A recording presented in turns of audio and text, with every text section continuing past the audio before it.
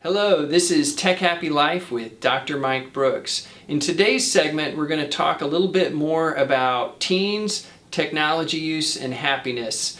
And I'm going to lay out a few caveats. One, when we measure happiness, it's a difficult thing to do. There's different ways to do it, and depending on whose research it is and how they're defining happiness, you'll get some different results. Another issue is correlation does not equal causation. So you might have heard about this, but just because A is associated with B does not mean that A causes B. With regard to technology, for instance, teens who use a lot of social media, it's associated with depression. But does that mean that their social media use caused the depression?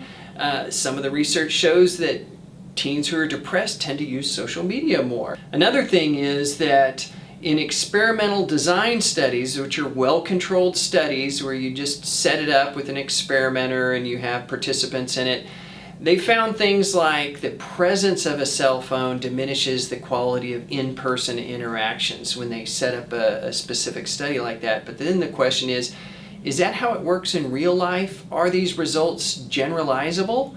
So that's an issue to consider. And then I want to mention publication bias. Things that don't find interesting results tend not to get published. So if I did a big study that said, hey, teenagers seem fine and their cell phone use doesn't affect them, it's less likely to get published, and even if it gets published, it's less likely to get picked up by the news media because it's just not very interesting and eye-opening. So when we take all the literature on how teens are affected by screens, there's a few takeaways here.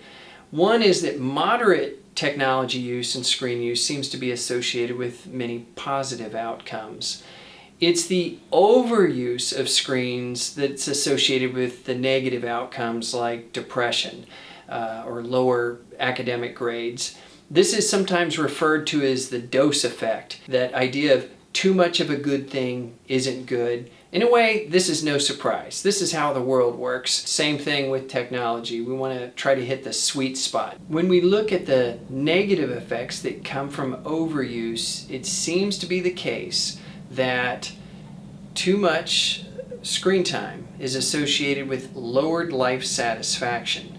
In turn, the lower life satisfaction seems to be associated with unmet psychological needs. So what are those psychological needs? According to two researchers, DC and Ryan, and there's a large body of research they've done on this, there are 3 psychological needs that we need to meet in order to be happy. Those 3 needs are competence, which is our mastery, like our skills and things like that.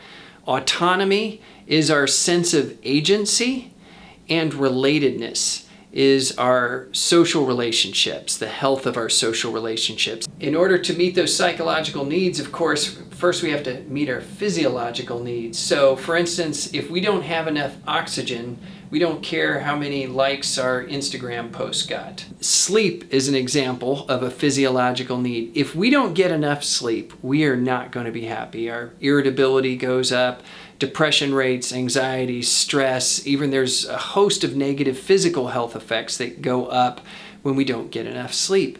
And basically, people are getting a lot less sleep than they used to, including teens. There's about 40% of teens these days who get less than 7 hours per night. Our teens need about 9 to 10 hours of sleep per night to be healthy and happy and performing maximally.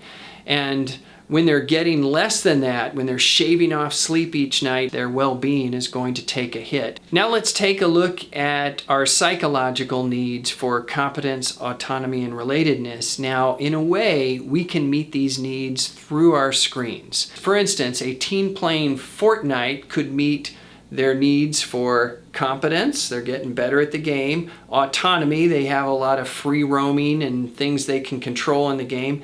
And relatedness, they're playing with their friends. They're meeting all 3 of those psychological needs through playing Fortnite. That's great, right? Well, the problem is we evolved to live in a world very different from the world in which we now live. If we go back to our evolutionary heritage, for most of our existence, we lived as nomadic hunter-gatherers in tribes of about 100 to 150 people. Mind you, all of our social interaction during this period of our evolutionary history was in person. So we're meant to be in social relationships with others, yes, in person. So if we pull all this together and there's a bottom line takeaway message, it's this. Much of our happiness in life comes from our in-person relationships. To the extent that we use technology and our teens use technology to facilitate and enhance their in-person connections, they will tend to benefit from it. However, when our screen use and that of our teens is displacing or replacing in-person relationships, then we and they will suffer. So this is Tech Happy Life with Dr. Mike Brooks, and I hope you continue on this journey with me.